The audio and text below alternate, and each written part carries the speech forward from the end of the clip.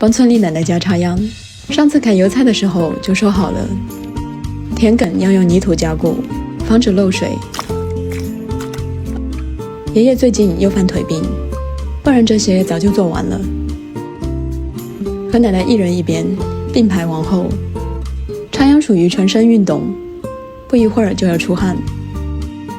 每棵间距15公分左右，以保证秧苗有足够的生长空间。小小的一束插进泥土，看着不起眼，等到10月，它们就会把大地染成金黄色。这是个漫长又单调的工作，但专心去做了，也能找到它的乐趣。收工，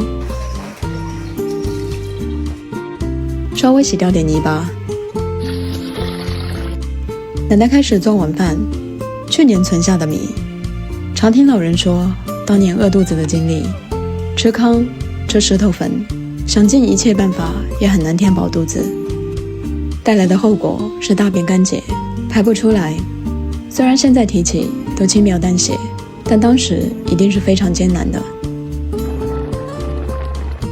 2亩地，以前一家人吃1年，现在也吃1年，只是以前一人只分到1两米，现在可以吃到饱。产量的大幅上涨，让亿万人民不必饿着肚子干活，要归功于背后默默付出的人。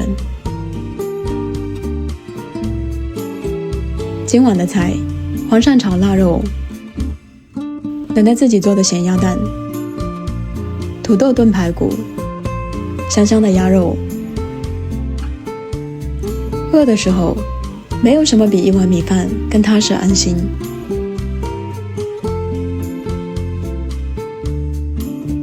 在长辈的念叨下，吃干净碗里的饭菜已经成为一种习惯。老一辈人从资源贫瘠的时代走过来，用无数的煎熬忍耐，为我们带来了丰收和便利。如今虽世事变迁，但您所珍视的，我们必定也会珍惜和爱护。